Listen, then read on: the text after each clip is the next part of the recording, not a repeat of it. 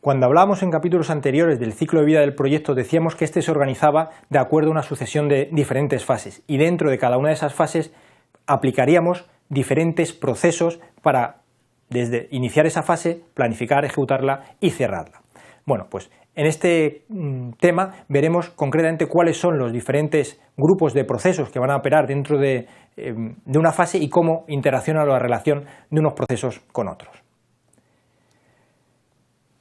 Fundamentalmente hablaremos, y lo iremos viendo a lo largo de todo el curso, de 5 grupos de procesos. Habrá procesos de inicio, de planificación, de ejecución, seguimiento y cierre. Además, el código de colores que estamos viendo en la presentación es el que mantendremos a lo largo de todos los temas del curso. La característica de estos procesos es que normalmente las salidas de unos procesos van a servir de entradas o van a hacer la función de entradas de diferentes procesos. No obstante, habrá procesos que necesariamente tengan o requieran entradas externas que no vengan de otro proceso y a su vez generarán salidas que posiblemente no vayan a un proceso, sino que vayan a alguno de los interesados del proyecto. Y lo que también es importante destacar es que esta secuencia de procesos no es necesariamente una secuencia lineal. Normalmente los procesos que van a estar operando dentro de una fase se van a superponer. O sea, es posible y es factible y suele ocurrir en los proyectos que simultáneamente, en el mismo momento, estemos desarrollando procesos de planificación al mismo tiempo que estamos ejecutando parte del proyecto o haciendo seguimiento de alguno de los resultados previos. Veamos cómo interaccionan o cuál es la interacción básica de estos 5 grupos de procesos. Suponiendo un proyecto con un ciclo de vida resumido a una única fase, podemos decir que cualquier proyecto surge de una necesidad. Hay un caso de negocio inicial donde se evalúa y se decide poner en marcha un proyecto. Ese lanzamiento y autorización del proyecto se hace a través de los procesos de inicio. Aquí nombraremos al director de proyecto y nuestro proyecto tendrá luz verde. Una vez que ya hemos sido nombrados directores del proyecto, nuestra siguiente misión va a ser empezar a planificar cómo vamos a llevar a cabo todo el proyecto. En esta fase de planificación, en este proceso de planificación, no solamente decidiremos cómo vamos a planificar, sino cómo se va a ejecutar el proyecto, cómo se va a hacer el seguimiento de los diferentes elementos del proyecto y además cómo vamos a cerrar y clausurar ese proyecto. Pues bien, una vez que ya tenemos planificado parte del proyecto con suficiente detalle como para empezar a llevarlo a cabo, pues empezaríamos de manera solapada con la planificación a ejecutar esa planificación que ya hemos definido. Conforme vamos finalizando la ejecución de los diferentes elementos del proyecto, tendremos que ir haciendo seguimiento y comprobando que esos resultados que estamos obteniendo pues se ajustan a los valores o a las previsiones iniciales. Si no es el caso, bueno, pues mandaríamos de nuevo ese resultado hacia atrás para reprocesarlo. Pero puede ser que durante el seguimiento detectemos que el problema no ha sido de ejecución, sino de un problema de planificación, una mala planificación o simplemente que la planificación que habíamos previsto, pues debido al cambio del proyecto, pues no se ajusta. Tendríamos entonces que volver hacia los procesos de planificación y replanificar el proyecto. Pero también puede ocurrir que el problema, como veíamos cuando estábamos hablando de las distintas fases, que por cambios en el entorno externo del proyecto y la estrategia de nuestra organización, pues quizá nuestro proyecto empiece a carecer de un valor estratégico para nuestra organización. En ese caso tendríamos que volver sobre el proceso de inicio y revisar la viabilidad o la idoneidad de llevar a cabo ese proyecto. Y por último, puede ser que después de hacer el seguimiento y control veamos que todo está funcionando correctamente. Entonces activaríamos los procesos de cierre, bien procesos de cierre de una fase o del proyecto en su totalidad.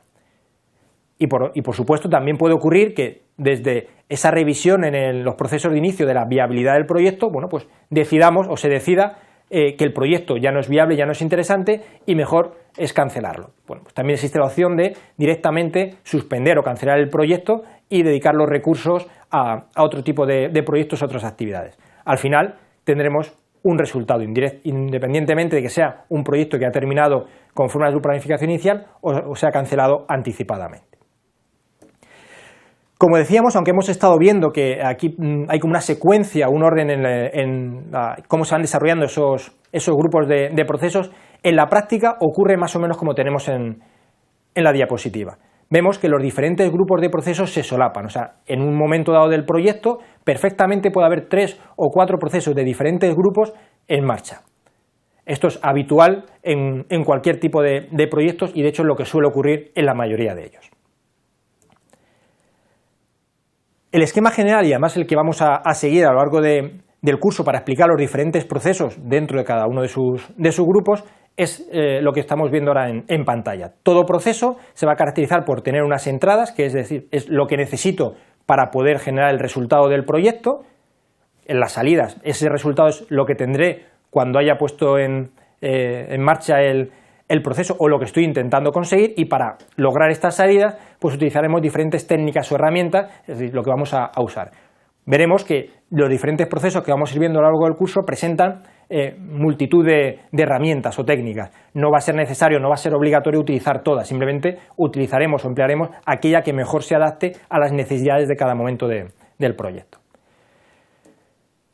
Pero también comentábamos que había situaciones donde los procesos, sobre todo procesos de inicio o procesos de cierre, que no van a tener entradas provenientes de otros procesos o salidas hacia otros procesos. Son, podríamos decir, procesos de inicio o final de cadena. Veamos cuáles son esas entradas y salidas externas de manera general.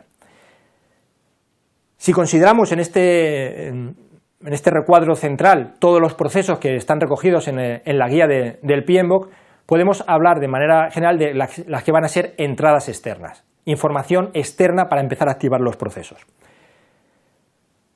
Por una parte tendremos la información que facilita al proyecto, que introduce en el proyecto el patrocinador o iniciador del proyecto, el sponsor del proyecto.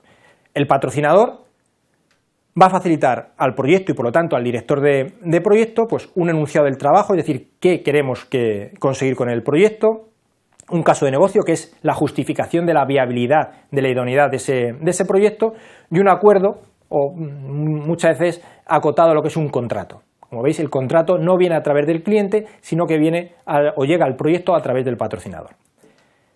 Luego nuestra organización, la organización que va a desempeñar o va a desarrollar el proyecto, también aporta información externa a los procesos. Básicamente, las condiciones externas, las restricciones, los factores ambientales que vimos en otro capítulo, así como los activos de la organización, el propio sistema de gestión de la organización, la base de conocimiento que la utilizaremos para mejorar el desempeño del proyecto. También va a proporcionar información externa a los procesos el cliente. El cliente básicamente lo que nos va a proporcionar son requisitos. Todas sus necesidades, sus expectativas se traducirán en requisitos que tendremos que ir dando cumplimiento a lo largo del ciclo de vida del proyecto. Y de manera coordinada entre nuestra organización y el cliente puede haber acuerdos en cuanto al tipo o sobre los recursos que a lo mejor en un momento dado tenemos que usar dentro del proyecto. Y como última fuente externa de información tendremos a los proveedores. Los proveedores en un momento dado, cuando entren en juego, pues básicamente lo que van a aportar al proyecto desde fuera de los procesos va a ser sus propuestas. Las propuestas económicas, las propuestas sobre la parte del proyecto que van a llevar a cabo sus contratados, bueno, pues no van a su planificación, su importe económico, características, etc. A su vez, los procesos, toda esta información va a entrar dentro del flujo de procesos, en los 5 grupos de procesos, acordados, inicio, planificación, ejecución, seguimiento y cierre, y van a ir generando salidas que en algunas ocasiones no van a ir a otros procesos. Por ejemplo, los documentos del proyecto, la diferente documentación que vamos a ir generando, pues la iremos recogiendo y archivando, que a su vez alimentará de nuevo a los activos de la organización. Y tendremos también el producto o servicio resultado final que genera nuestro proyecto, que entregaremos al cliente, y los contratos o acuerdos que hagamos con nuestros proveedores para su implicación en el proyecto. Quitando estas entradas y salidas externas, el resto de entradas y salidas que van a usar los diferentes procesos se van a ir generando por otros procesos que estarán contenidos dentro de la guía del PMBOK. Además de tener 5 grupos de procesos, o estos 5 grupos de procesos se ordenan también de manera o se cruzan con 9 áreas de conocimiento, que son las que tenemos puestas aquí.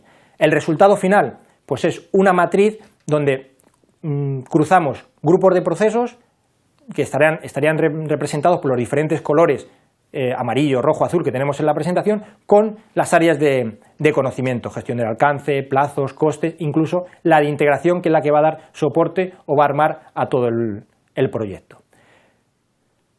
Ahora, en capítulos posteriores, lo que iremos viendo, en detalle, iremos viendo cada uno de estos procesos que están contenidos en esta matriz y iremos viendo pues, entradas, salidas, resultados y herramientas que vamos a tener que utilizar para ir avanzando en el ciclo de vida del proyecto y conseguir ese resultado final que tenemos que entregar a nuestro cliente.